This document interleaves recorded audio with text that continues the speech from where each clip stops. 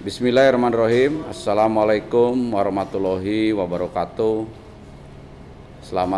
Salam sejahtera bagi kita semua. Selamat sore. Salam, salve, Om Swastiastu, Namo Buddhaya, salam kebajikan, Rahayu. Rekan-rekan media sekalian, Bapak Ibu sekalian, sore ini saya, Kepala BNPB, didampingi Direktur dari Kementerian Dalam Negeri dan Deputi Penanganan Darurat BNPB, kembali akan menyampaikan informasi harian terkait penanganan banjir bandang dan longsor di 3 provinsi Indonesia, yaitu Provinsi Aceh, Provinsi Sumatera Utara, dan Provinsi Sumatera Barat. Saya mulai dari cuaca. Hari ini adalah tanggal 29 November 2025. Untuk Sumatera Utara ini adalah hari ketiga terjadinya bencana, ya. Sementara untuk Sumatera Barat dan Aceh ini merupakan hari kedua pasca ditetapkannya status kedaruratan oleh pemerintah Provinsi Sumatera Barat, pemerintah Provinsi Aceh, dan seluruh kabupaten kota yang terdampak. Cuaca 2 hari ini di 3 provinsi, baik di Aceh, di Sumatera Barat maupun di Sumatera Utara, alhamdulillah ini terang, tidak ada hujan sama sekali. Mudah-mudahan ini berlangsung terus setiap hari sehingga membantu penanganan tanggap darurat bencana. Ini juga berkat telah dilaksanakannya operasi modifikasi cuaca. Ini sudah masuk hari ketiga dan kami akan perpanjang terus menggunakan 4 pesawat fixed wing jenis Karapan. Untuk di Aceh 1 pesawat, untuk di Sumatera Utara 1 pesawat, dan untuk di Sumatera Barat 1 pesawat, dan kami masih memiliki cadangan 1 pesawat untuk kontingensi. Tentu saja pelaksanaan OMC ini kami berkoordinasi dengan BMKG. Kemudian kami akan update jumlah korban jiwa, ya, per hari ini. Tentu saja ada pergerakan dari kondisi kemarin. Saya akan uraikan dari mulai Sumatera Utara, ya. Korban jiwa yang kemarin 116 jiwa sekarang menjadi 166 jiwa meninggal dunia. Artinya dalam 1 hari ini bertambah 60 jiwa meninggal dunia. Ini berkat operasi pencarian pertolongan oleh Satgas Gabungan yang dipimpin oleh Basarnas. Kemudian 143 jiwa yang masih hilang. Rinciannya ini banyak, ya, nanti rekan-rekan media akan diberikan salinannya. Silakan untuk mendata, ya, ini semua. Jadi di Tapanuli Utara, Tapanuli Tengah, Tapanuli Selatan, Kota Sibolga, Humbang Hasundutan, Kota Padang Sidempuan, Pak Barat, dan Mandailing Natal. Jadi tidak ada perubahan tambahan daerah kabupaten kota yang terdampak bencana, masih ada 8. Meskipun tadi dari pemberitaan media ada diberitakan Langkat, gitu ya, Kabupaten Langkat ini juga terjadi banjir. Tapi sampai sekarang kami informasikan bahwa Kabupaten Langkat tidak menetapkan status kedaruratan. Artinya pemerintah Kabupaten Langkat ini masih bisa mengatasi kondisi yang tadi diberitakan ada banjir di wilayahnya tersebut. Kemudian pengungsi juga ada perubahan, ya, walaupun tidak banyak. Jadi untuk Tapanuli Utara ini tidak ada penambahan yang signifikan seperti yang kami sampaikan kemarin sore. Ada di 1 titik dengan jumlah pengungsi sekitar 600 kepala keluarga. Kemudian Tapanuli Tengah ini adalah daerah di Sumatera Utara yang terdampak paling parah, masih satu titik tempat pengungsian, yaitu di Gor Tapanuli Tengah dengan pengungsi kurang lebih 1.100 kepala keluarga. Kemudian Tapanuli Selatan ini tersebar di 12 kecamatan dengan jumlah 4.661 KK. Kota Sibolga, kami informasikan Kota Sibolga sampai hari ketiga penanganan darurat ini belum bisa ditembus lewat darat, tetapi sudah bisa ditembus lewat udara untuk pendistribusian logistik. Tentu saja logistik di Kota Sibolga masih belum cukup, tetapi kami yakinkan secara berangsur, secara terus-menerus, ini kami kirim terus ya, setiap ada kesempatan melalui jalur udara.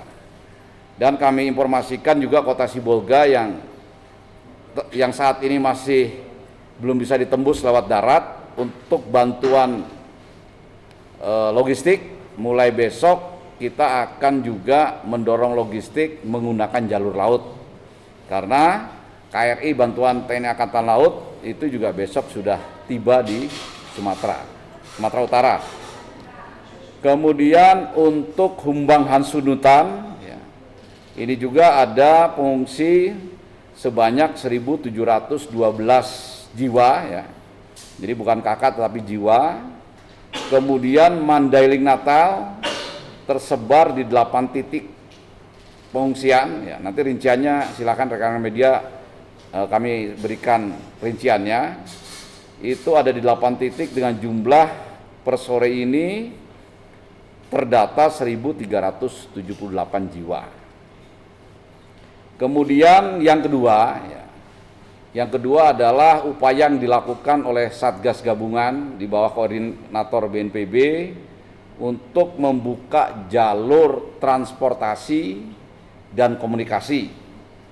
Untuk jalur transportasi Sibolga, Padang Sidempuan, ini sampai sore ini meskipun kita berusaha buka ya, tapi masih belum selesai, masih terputus dan masih dalam proses pengerjaan karena memang titik longsornya cukup banyak di sepanjang titik itu.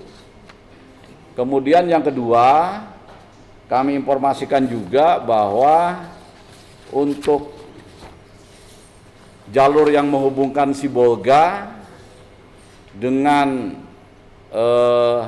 Tapanuli Tengah, kemudian Tapanuli Utara ke Tapanuli Tengah dan Sibolga ya, ini pun masih putus. Ketika dilihat peninjauan dari udara, memang walaupun sudah berhasil membuka dari titik longsoran pertama sampai hari ketiga ini kurang lebih 30 km, tetapi yang tersisa juga masih panjang. Jadi kami akan bekerja terus, minta waktu ya, mudah-mudahan dalam waktu yang tidak terlalu lama, target kami 3 hari kalau melihat kondisi sekarang, ini bisa tembus ya, bisa tembus. Kenapa bisa tembus? Kenapa sampai sekarang belum bisa tembus ya, saya ulangi, karena jalan itu relatif kecil ya, di bawah pebukitan, dan longsornya bukan hanya satu titik, puluhan titik ya. Dan alat berat, sebetulnya jumlah alat beratnya cukup, tetapi untuk bekerja secara serentak tidak bisa. Jadi yang bisa bekerja adalah hanya 2 alat berat secara bekerja sama, sementara alat berat yang lainnya adalah standby untuk bergantian. Itu yang menjadi permasalahan sehingga majunya pembersihan longsor itu tidak cepat atau tidak sesuai yang diinginkan. Kemudian yang menonjol lagi terkait jalur transportasi ya, yang masih putus itu kemudian Sibolga ya, Sibolga ke Tapanuli Tengah ini tidak bisa ya. Kemudian ke Tapanuli Utara juga tidak bisa. Nah, untuk Tapanuli Tengah per sore ini jalur darat dari Tapanuli Tengah ke Bandara Pinang Sori ini sekarang sudah bisa dilalui oleh darat. Kalau kemarin sore untuk bantu masyarakat terdampak yang ada 1.100 KK di Tapanuli Tengah itu harus melalui udara, ya, tapi per sore ini bisa lewat darat dan bisa lewat udara. Ya, ini sudah dicoba dengan kendaraan darat dan bisa tembus ke Tapanuli Tengah. Kemudian untuk yang lain-lainnya, ya, untuk yang lain-lainnya seperti dari Tapanuli Utara ke Tapanuli Selatan, ini relatif bisa, ya, bisa ditempuh lewat jalan alternatif, ya. Kemudian ke Mandeling Natal juga bisa ditempuh jalan darat, ya. Hanya dari Tapanuli Selatan, Sipirok ke Padang Sidimpuan ini juga masih hambatan, ya. Tapi yang paling menjadi pokok yang harus segera dituntaskan adalah Tapanuli Tengah dan Sibolga, ya. Makanya mulai besok untuk Sibolga juga kita di Sibolga kita akan dari PDI lakukan lewat laut, gitu ya.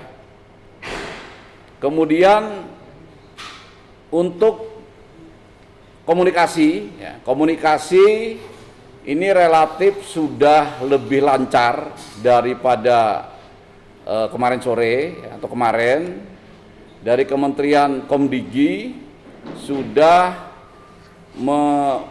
bekerja sama dengan operator seluler, ya, ini untuk memperbaiki jalur-jalur komunikasi yang masih putus. Untuk wilayah Tapanuli Utara komunikasi tidak ada masalah. Untuk wilayah yang terdampak di Tapanuli Tengah dan Sibolga, ya, ini masih bermasalah, tetapi sudah lebih baik karena sudah lebih banyak digelar strategi komunikasi terbatas. Jadi Starlink ini sudah lebih banyak didistribusikan ke Tapanuli Tengah dan Tapanuli Selatan, mulai Tapanuli Tengah dan Sibolga.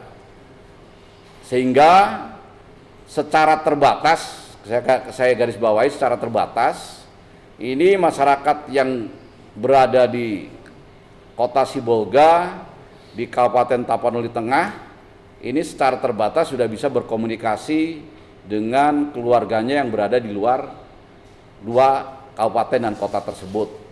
Tentu saja belum lancar 100%, mereka harus bergantian dan Starlink dipasang juga masih beberapa titik, tetapi ini akan disempurnakan secara terus-menerus karena untuk alat komunikasi Starlink ini juga banyak bantuan baik dari Bapak Presiden, baik dari Kementerian Komdigi, baik pemerintah provinsi maupun kementerian lembaga yang terkait. Mudah-mudahan jalur komunikasi ini semakin lama semakin baik.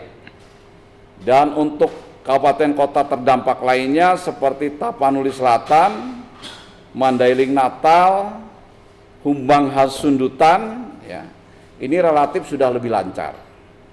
Apa indikasinya? Indikasinya adalah personil BNPB yang sudah masuk ke Sumatera, ke Tapanuli Selatan, Mandiling Natal, Humbang Hasundutan, ini tidak ada kesulitan terkait komunikasi. Jadi yang menjadi PR kami adalah Tapanuli Tengah dan Sibolga. Kemudian untuk bantuan logistik permakanan, ya, ini kami laporkan dari 8 kabupaten kota yang terdampak, ini semuanya sudah menerima logistik dan peralatan yang diperlukan. Sekali lagi, tentu saja ini masih terbatas, kalau tidak bisa dikatakan masih minim. Contoh misalnya yang terisolir ini, Kota Sibolga, per sore ini yang sudah bisa didorong ada sembako 200 paket, makanan siap saji 200 paket, tenda pengungsi ada 1 unit, kemudian matras 100 lembar, pelbet 20 unit, selimut 100 lembar, pompa Alcon 6 HP 1 unit, genset 1 unit, dan perahu 1 unit. Itu adalah kota yang sampai saat ini belum bisa ditembus lewat darat. Jadi semua barang-barang itu kami kirimkan lewat udara, ya, lewat udara. Kemudian Tapanuli Tengah ini juga masih minim, ya, tapi jumlahnya relatif lebih banyak daripada Kota Sibolga. Contoh ini untuk Tapanuli Tengah ada sembako 200 paket, makanan siap saji 200 paket, ada tenda pengungsi 2 unit, matras 150 lembar, ada pelbet 20 unit, selimut 100 lembar, ada genset 1 unit, pompa Alkon untuk membersihkan itu ada 1 unit, dan ada perahu 1 unit. Itu, nah tentu saja daerah-daerah yang lain seperti Tapanuli Selatan, Mandeling Natal, Tapanuli Utara, kemudian Humbang Hasundutan, ini sudah lebih banyak, baik jenis maupun jumlah logistik yang berhasil kita kirimkan selama hari ketiga ini. Karena sekali lagi untuk di luar Kota Sibolga dan Tapanuli Tengah relatif sudah bisa ditembus baik lewat udara maupun lewat darat. Rekan-rekan media, Bapak Ibu sekalian, ini pendistribusian logistik ini menjadi fokus utama di samping transportasi dan komunikasi, ya, karena masyarakat terdampak cukup banyak, ya, dan dengan tidak bisa lancarnya transportasi, tentu saja satu-satunya harapan daripada masyarakat itu adalah mengandalkan bantuan yang kami terima.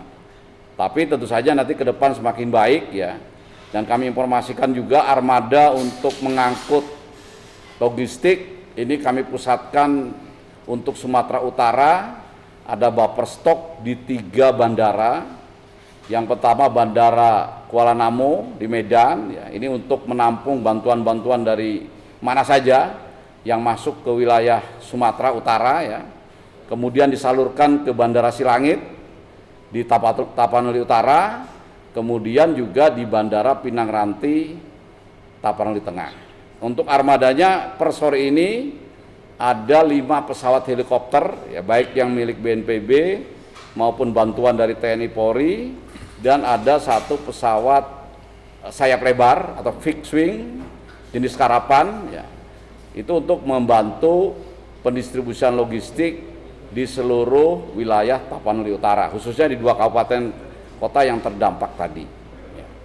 Dan kami informasikan ini juga akan ditambah terus, ya. Tadi kami informasikan bahwa untuk besok hari ini sudah akan dikirim lewat laut. Kemudian kami informasikan di samping logistik-logistik yang tadi kami informasikan, ini juga bantuan Bapak Presiden, ya, ini sudah hadir di Sumatera Utara dan sebagian juga sudah terdistribusi ke kabupaten kota yang terdampak. Untuk rinciannya yang masuk ke Sumatera Utara, alat komunikasi Starlink dan genset itu ada 33 unit, ya. 30, kemudian ada LCR 14 unit, mie instan dan makanan bayi ini ada 750 dus, dan ada tenda itu 129 unit, baik tenda pengungsi tingkat peleton maupun tenda keluarga. Kemudian kami informasikan terkait dengan di samping tadi saya sampaikan alutsista helikopter, ini juga alat-alat berat yang dibutuhkan untuk membuka jalur-jalur yang masih terputus, ini secara terbatas dan bertahap ini sudah tersedia. Jadi semua alat berat yang ada di 8 kabupaten kota terdampak ini semua dikerahkan, di samping juga dari Kementerian PU Pusat, ya. Dan mekanismenya semua alat-alat itu digunakan baik milik swasta untuk biaya administrasi, aptur, BBM dan lain sebagainya itu ditanggung oleh pemerintah pusat lewat BNPB. Kemudian saya masuk ke Aceh, ya. Aceh ini kondisinya per sekarang ini ada penambahan ya korban. Ya. Yang pertama untuk korban jiwa meninggal dunia ada 47, 51 masih hilang dan 8 luka-luka. Ya. Sekali lagi seperti sore kemarin ini akan berkembang terus datanya ya, karena ada beberapa pencarian pertolongan oleh Satgas Gabungan ini menemukan korban gitu ya. Ini rinciannya Aceh Tengah 16 meninggal dunia, 2 hilang. Kemudian Bener Meriah 12 meninggal dunia, 13 hilang. Aceh Tenggara 7 meninggal dunia, 25 hilang, 5 luka-luka. Pidi Jaya 4 meninggal dunia, 4 hilang. Biren 4 meninggal dunia, Gayo Luwes 2 meninggal dunia, 4 hilang. Subuh Salam 1 meninggal dunia, Lok Sumawe 1 meninggal dunia dan 3 hilang. Dan kabupaten kota lainnya ini masih proses pendataan. Kemudian Aceh Tamiang ada 3 luka-luka. Pengungsi di Aceh per sore ini terdata 48.887 kakak. Ya. Sangat banyak ya. Ini hampir di seluruh kabupaten kota di Aceh ini ada masyarakat terdampak dan ada yang menjadi pengungsi ya. Kemudian sampai sore ini ya, jalur transportasi darat ya, yang masih terputus ini masih cukup banyak ya. Tetap kita upayakan untuk bisa secara bertahap bisa ditembus ya. Yang pertama adalah batas Sumatera Utara dengan Aceh Tamiang. Ini merupakan jalan nasional masih terputus di beberapa titik. Per sore ini sedang dalam penanganan Kementerian PU untuk dipulihkan. Kemudian Banda Aceh, Lok Sumawe, Aceh Utara, Aceh Timur, Langsa, Aceh Tamiang juga masih terputus. Ini akibat runtuhnya jembatan Meredu ya, di Meredu perbatasan Biren dan Pidijaya.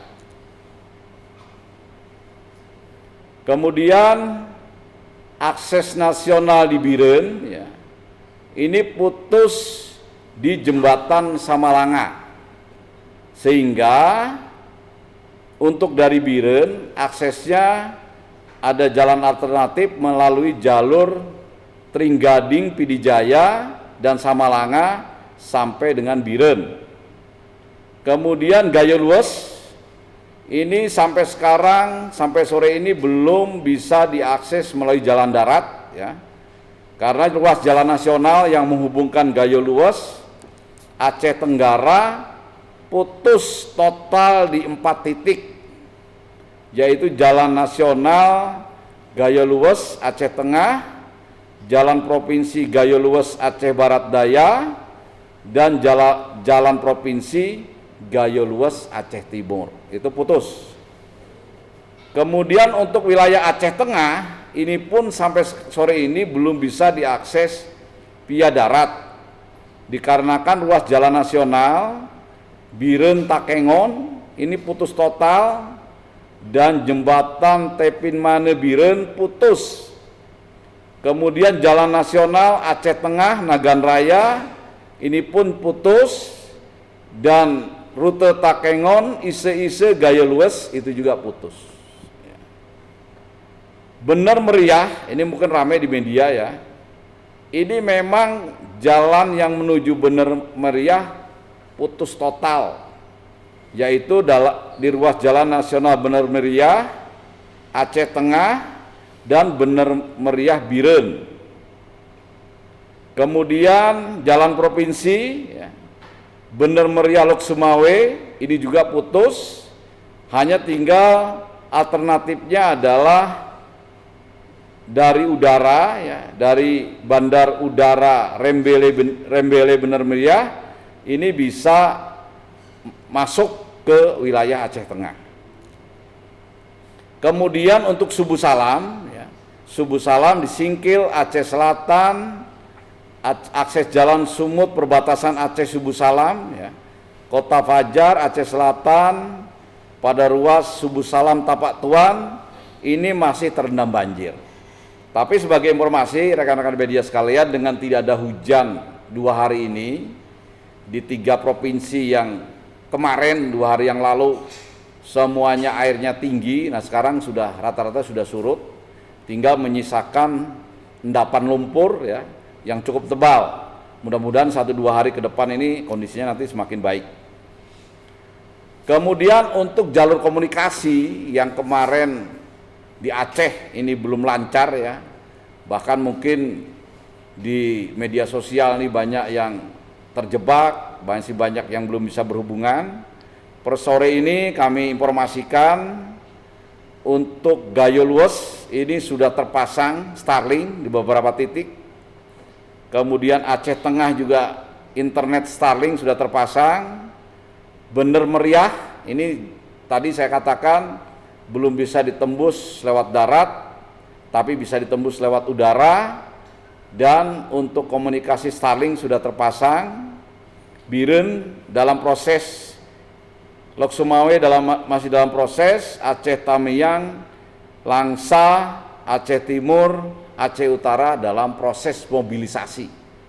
Artinya mungkin setelah kegiatan konferensi pers ini ke 9 kabupaten kota yang tadi saya sebutkan yang terdampak paling parah ini untuk komunikasi secara terbatas ya, ini bisa lebih baik lagi dibandingkan kondisi-kondisi sebelumnya.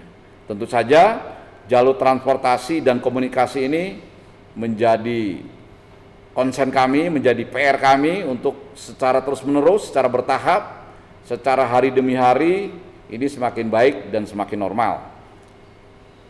Kemudian logistik, per sore ini Satgas Gabungan sudah berhasil mengirimkan 1.900 kg atau 1,9 ton logistik permakanan ke Bener Meriah ya, menggunakan Bener Meriah dan Takengon. Saya ulangi, Bener Meriah dan Takengon dengan menggunakan jalur udara, yaitu menggunakan pesawat Cessna Karapan sebanyak 2 sorti yang diberangkatkan dari Bandara Sultan Iskandar Muda. Kemudian untuk Aceh Tamiang ini pun sudah berhasil dikirimkan 400 kg logistik permakanan ya. Kemudian di Bandara Lok Sumawe ya, ini adalah bandara yang kemarin ini tidak bisa diakses karena terendam banjir. Jalan keluar masuknya pun terendam banjir tinggi ya, sampai sepohon begitu. Alhamdulillah per sore ini Bandara Malikul Saleh Lok Sumawe sudah bisa didarati, baik oleh pesawat Karapan ya, Pickering yang kecil 12 orang kapasitas atau untuk bahan makanan sekitar 900 kg, heli ya, baik heli Bell maupun heli MI yang besar bisa masuk. Bahkan tadi sore juga BNPB sudah berhasil mendaratkan 1 pesawat kargo muatan 13 ton makanan siap saji, ada portable toilet ya, kemudian ada beberapa ratus dus Indomie ya, itu sebagai buffer stok. Kemudian di Bandara Sultan Iskandar Muda ini pun sudah berdatangan barang bantuan permakanan, peralatan, baik itu barang bantuan dari kementerian lembaga, dari pemerintah daerah, dari unsur swasta maupun dari pemerintah pusat. Yang menjadi konsen kami tadi sore dan selanjutnya ini adalah pengiriman logistik ya di 11 kabupaten kota yang belum terkirim ya, Aceh Tenggara, Gayo Luwes, Subu Salam, Aceh Singkil, Aceh Selatan, Aceh Besar, Pidi, Pidi Jaya, Aceh Barat, Aceh Utara, semuanya dikirim ya, baik sembako, makanan siap saji, hygiene kit, kasur lipat, alat kebersihan, selimut, matras, dan lain sebagainya. Ini ada rinciannya, nanti silakan masing-masing rekan media bisa mengakses data ini. Kemudian kami laporkan bahwa di setiap kabupaten kota di Aceh per hari ini sudah masuk ya personil pusat, baik itu dari BNPB maupun kementerian lembaga terkait, kemudian juga listrik ya, listrik dan air. Kami informasikan juga untuk PLN ini sudah mengirimkan satgas di masing-masing kabupaten kota, ini juga untuk bekerja secara cepat untuk memulihkan listrik dan air yang di beberapa titik masih belum lancar. Kemudian juga bantuan Bapak Presiden ini sudah diterima di Lanut Sultan Iskandar Muda ya.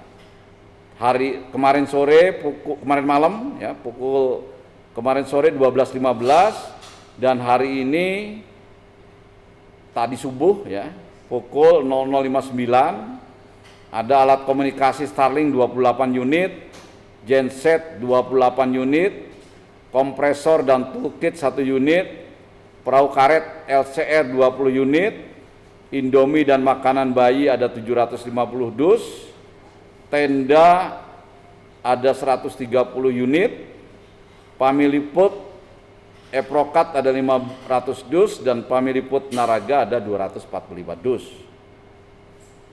Kemudian bantuan-bantuan itu sudah didistribusikan ya, antara lain ke Pidi Jaya, Pidi, Biren ya. Kemudian juga Aceh Besar ini sudah didistribusikan baik kepada masyarakat terdampak maupun pada Satgas. Contoh misalnya Satgas TNI Batalion Armet 17 ini juga dapat Starlink 1, genset 1. Jadi samping masyarakat yang terdampak yang harus dilayani, para petugas yang melayani juga mendapat bantuan agar dalam melayaninya bisa lebih optimal. Kemudian ini datanya banyak sekali yang sudah diberikan bantuan ya, tapi intinya kami informasikan bahwa meskipun tadi di Aceh ini masih banyak yang putus, tetapi karena kita mendistribusikannya lewat Satgas Gabungan dan juga lewat udara, maka kabupaten kota yang terdampak itu semuanya sudah mendapat bantuan logistik, permakanan dan peralatan secara terbatas. Belum mencukupi ya, tapi nanti akan dipenuhi, ditambah secara terus-menerus dan secara bertahap. Kemudian untuk alutsista ya, untuk alutsista pendistribusian logistik sama dengan di Sumatera Utara ya, ini sudah ada tergelar ya dari bantuan dari Bapak Presiden lewat Seskap ya, sudah mengerahkan 9 pesawat heli ya. Kemudian kami dari BNPB juga terdapat 2 pesawat helikopter dan 1 pesawat Cessna ya, dan Karapan, dan 1 pesawat PK RTX. Jadi ada 2 heli di sana dari BNPB dan 1 pesawat Karapan ditambah 9 pesawat milik TNI, bantuan dari Bapak Presiden melalui Sekretaris Kabinet ya. Kemudian kami masuk ke Sumatera Barat. Nah, Sumatera Barat, Bapak Ibu sekalian, per sore ini dari yang kemarin yang kemarin ada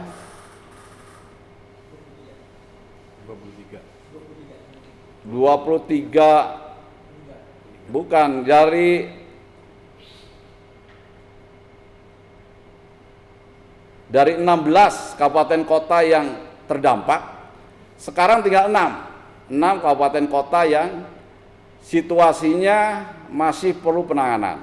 Sementara yang lainnya sudah cenderung pulih, ya, cenderung pulih. Ini dikarenakan memang satu hari ini Padang, Sumatera Barat itu cerah. Kalau kemarin pagi sampai siang sekitar jam 11 itu masih ada hujan di beberapa titik. Nah sekarang ya yang masih penanganan itu ada 6 kabupaten kota. Yang pertama Agam.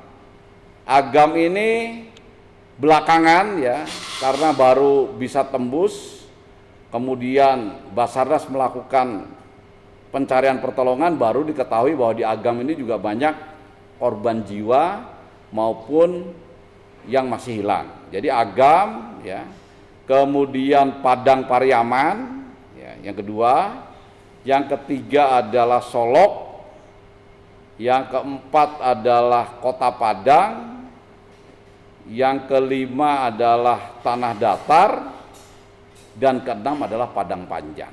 Itu yang masih memerlukan intervensi dari pemerintah pusat dan Satgas gabungan.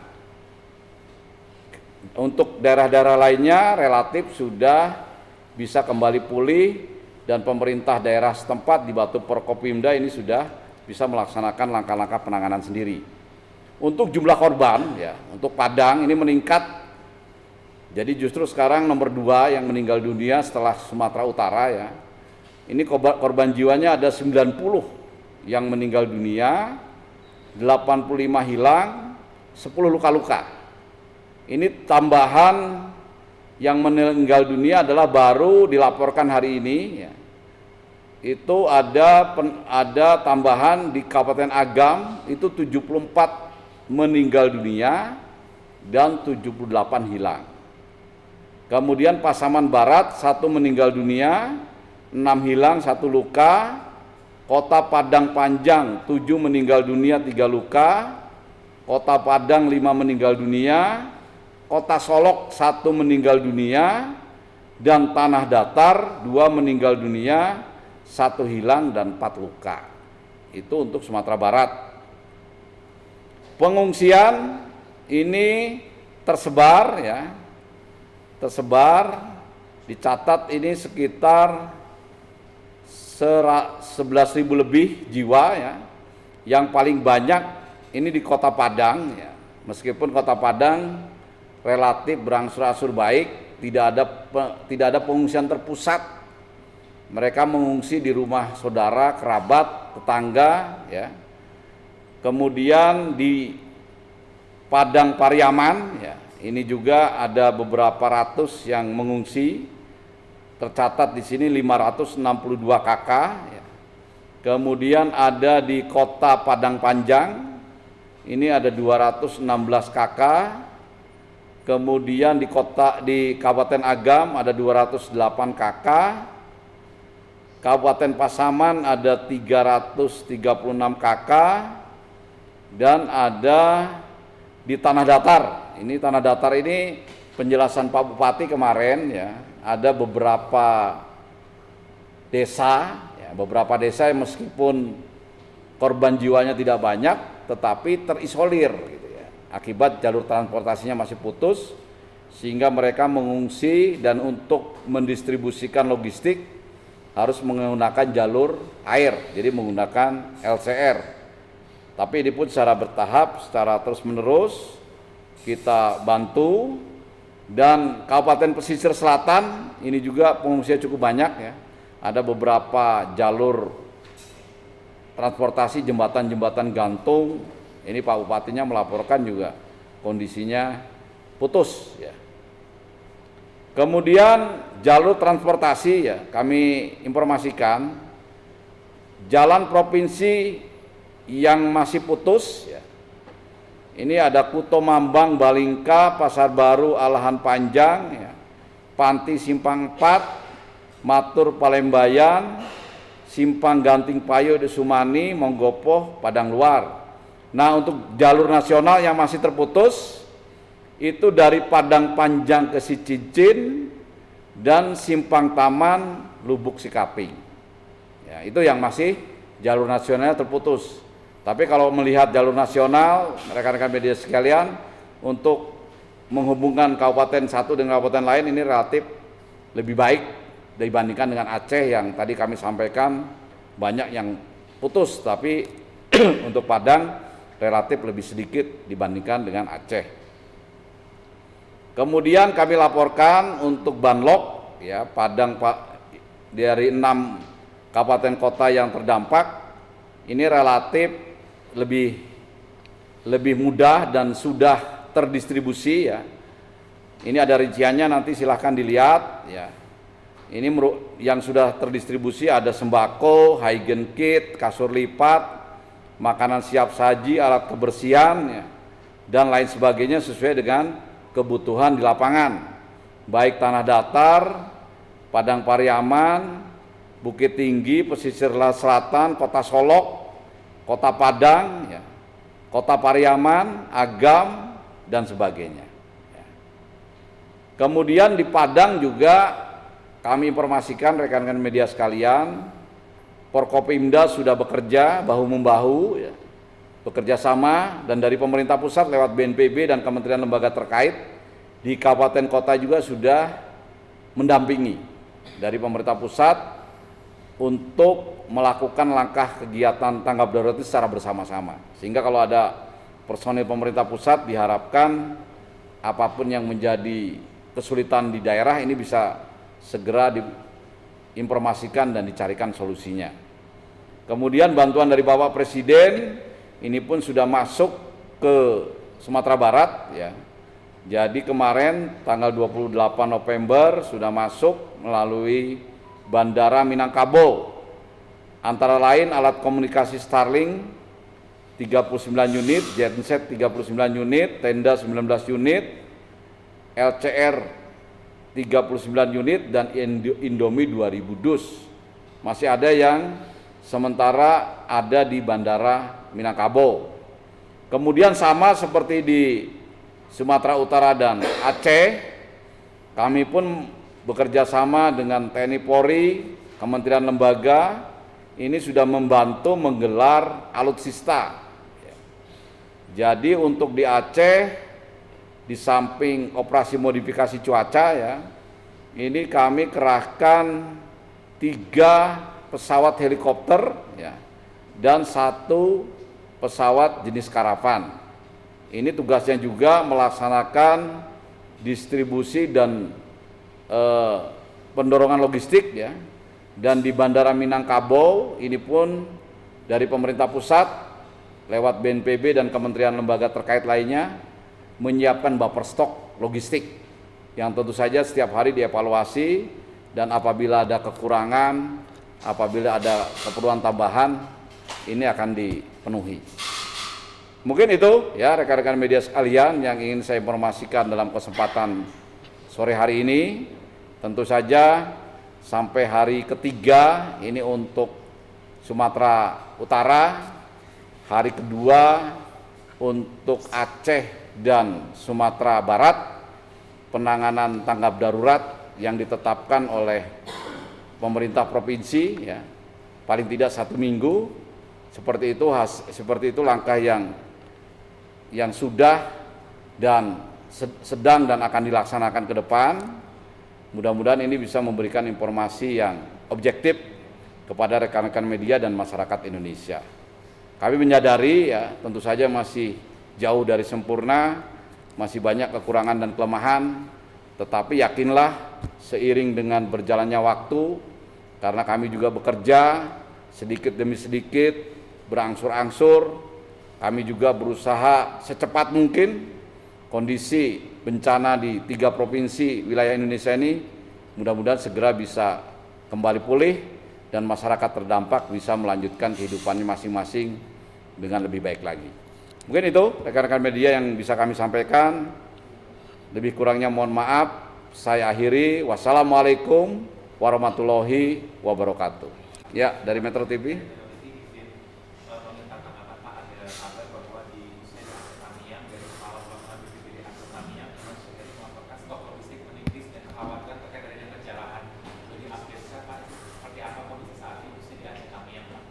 Ya, memang berseliweran, ya, bukan hanya di Aceh Tamiang, tadi di Sumatera Utara, ya, tepatnya di Tapanuli Tengah, saat kita mendistribusikan logistik ke Bandara Pinang Sari, ada sekelompok masyarakat yang berusaha merebut logistik itu. Ya, kami perintahkan untuk diberikan saja.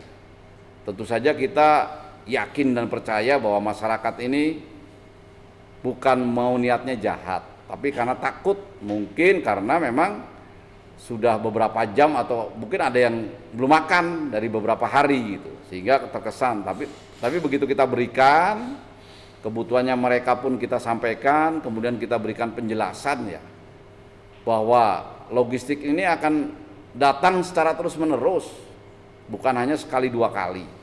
Kita kendalanya adalah kapasitas angkut, karena kan di titik-titik yang masih terputus jalur darat itu hanya melalui udara. Udara juga tidak bisa pesawat-pesawat besar yang masuk, hanya pesawat-pesawat kecil, sehingga itu kan dibatasi dengan kapasitas. Tapi begitu kita penjelasan dan diyakinkan bahwa logistik itu akan datang terus, situasi per sore ini kondusif. Silahkan dicek baik ke Tapanuli Tengah maupun ke Sibolga. Itu justru yang beredar di Jakarta sana malah kejadian di Sibolga dan Tapanuli Tengah. Nah, di Aceh Tamiang mungkin sama lah ya. Apalagi Aceh Tamiang kan masih putus. Tadi saya sampaikan jalur dari Banda Aceh maupun dari Lok Sumawe kan masih putus itu. Sehingga terisolir bahasanya, benar meriah kan terisolir. Tapi kami pun tidak tinggal diam ya. Contoh misalnya Sibolga ini pendistribusian kalau hanya terbatas lewat udara, kami akan lewat laut. Besok kapal KRI dari Panglima TNI akan masuk, akan membawa bahan makanan dari Medan ya. Nanti kita masuk untuk ke Sibolga. Sama untuk Aceh Tamiang, benar meriah ya. Kami informasikan besok pagi juga bantuan logistik dari Banda Aceh, kita menyewa kapal cepat milik masyarakat, itu besok pagi akan berangkat untuk masuk Aceh Tamiang dan benar meriah. Nah, harapannya kalau nanti masyarakat tolong disampaikan juga rekan-rekan media menginformasikan, memang kondisi ini belum baik, tapi dibandingkan dengan 2 hari yang lalu dengan kemarin, saya yakin ada kemajuan yang cukup signifikan. Itu yang penting ya. Jadi saya rasa itu bukan hal yang berlebihan, karena masyarakat hanya takut saja, tapi begitu diberi penjelasan mereka paham. Yang lain silakan. Untuk di Sumatera Utara Pak, dari RRI, akses jalur mana yang masih kemudian terus dibuka untuk membuka jangkauan ini? Ya itu tadi yang kita berusaha buka ya. Ini kan Tapanuli Utara ke Sibolga, itu yang paling parah putusnya. Ini dari mulai hari pertama sampai hari ketiga Satgas Gabungan dari TNI, dari Polri, kemudian Dinas PU. Kalau rekan-rekan media melihat itu berusaha menembus itu. Tadi saya sampaikan itu ya mudah-mudahan dalam 3-4 hari ke depan bisa tembus, karena panjang sekali longsorannya. Bahkan tadi Bapak Gubernur, Pangdam, Kapolda meninjau itu dari atas. Begitu rapat koordinasi tadi, itu sudah nggak bisa lagi Pak ditembus. Ya saya sih ya udah berusaha kita tembus gitu kan. Akhirnya kita sepakat bahwa di sepanjang jalan itu ada masyarakat yang terjebak. Dia mundur nggak bisa, maju nggak bisa, dan mereka pengen masuk ke Sibolga gitu. Nah tentu saja sudah berjam-jam, berhari-hari, mungkin ada yang lebih 1 hari ya, itu membutuhkan logistik, air minum. Nah ini kami sudah membentuk Satgas Gabungan lewat darat, tentara Pak. Besok pagi bergerak 50 orang menggunakan ransel, isinya air, isinya beras, makanan, masuk ke situ untuk melayani para pejalan yang terjebak di situ ya. Kemudian Panglima Kodam 1 Bukit Barisan menggunakan 1 heli yang besar ya, itu akan mendrop dari atas. Jadi logistik dilempar ke bawah. Harapannya meskipun mereka menunggu sampai tembusnya jalan yang sedang dikerjakan oleh alat berat, mereka bisa terlayani untuk kebutuhannya. Itu yang PR di Sumatera Utara yang agak berat. Kemarin wali kota Sibolga itu kan sempat diberitakan hilang, yaitu ada di titik itu. Dia pulang ke Sibolga tuh jalan 1 hari katanya. 1 hari, artinya kalau 1 hari di medan terjal begitu ya, kami perkirakan masih 20 km itu yang harus ditembus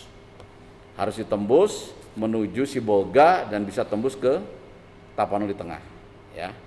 Yang kedua adalah Sibolga ini karena ini terkesan terisolir, dia tidak bisa juga ke Tapanuli Tengah, sehingga untuk Sibolga ini harus lewat laut dan lewat udara.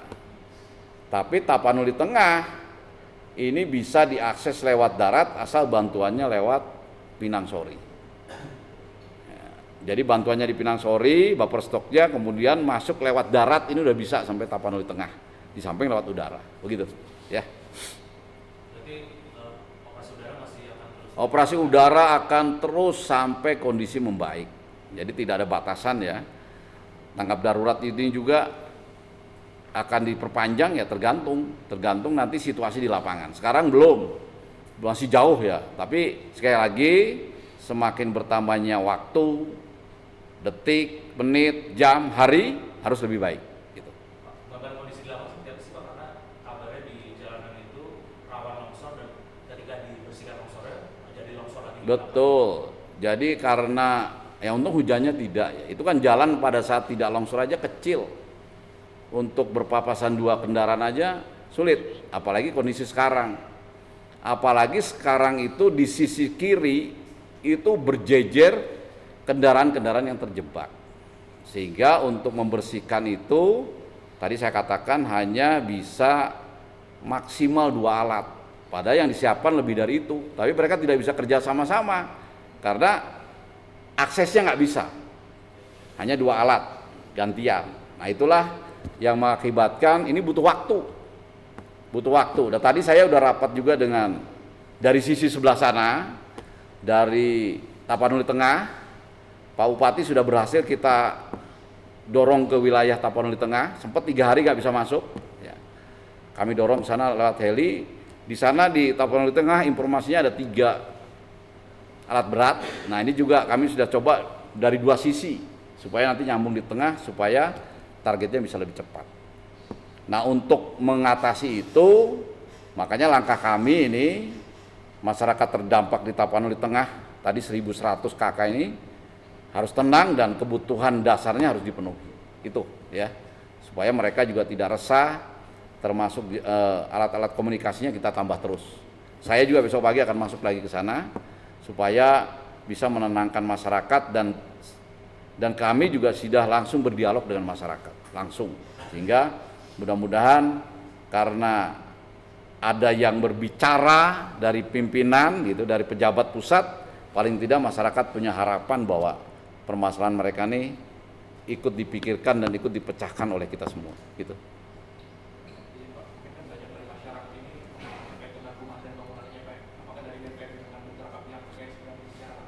Ya, jadi ini kan karena kita masih fokus ke akses dasar ya. Masyarakat itu bingung.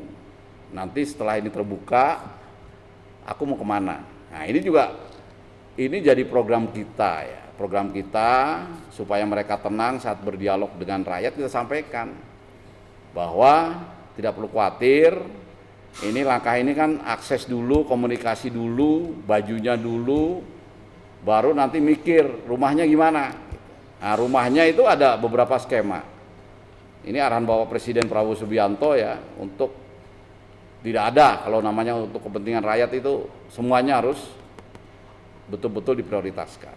Nah rumah itu ada skemanya, yang rusak sedang, rusak ringan itu diganti kerusakannya dalam bentuk uang. Skemanya 15 juta rusak ringan, 30 juta rusak sedang. Bagaimana yang rusak berat tertutup diganti oleh pemerintah rumah baru. Ya.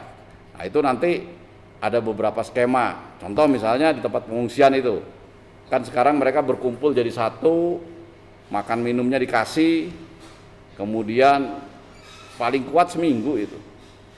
2 minggu kan nggak mungkin, seenak apapun di tempat pengungsian, makanannya enak, semuanya ada, tetap aja namanya tempat pengungsian itu. Meskipun ada trauma healing, ada pelayanan kesehatan, ya Kementerian Kesehatan juga sudah masuk di titik-titik pengungsian, tapi tetap saja. Nah itu juga diberikan pilihan, mereka bisa keluar dari titik pengungsian, bisa ngontrak. Itu uang kontraknya namanya dana tunggu hunian, didukung oleh pemerintah pusat lewat BNPB, namanya dana tunggu hunian. Itu jumlahnya 600.000 per kakak per bulan. Kemudian kalau dia tidak punya sanak saudara, tidak punya tempat ngontrak, udah menyerahkan badannya, dirinya kepada pemerintah, tapi juga nggak mungkin tinggal di tenda pengungsian berbulan-bulan, maka kita akan bangunkan namanya hunian sementara. Hunian sementara itu bentuknya rumah, ya, layak, bisa tinggal bertahun-tahun di situ, tetapi namanya hunian sementara, bukan hunian tetap.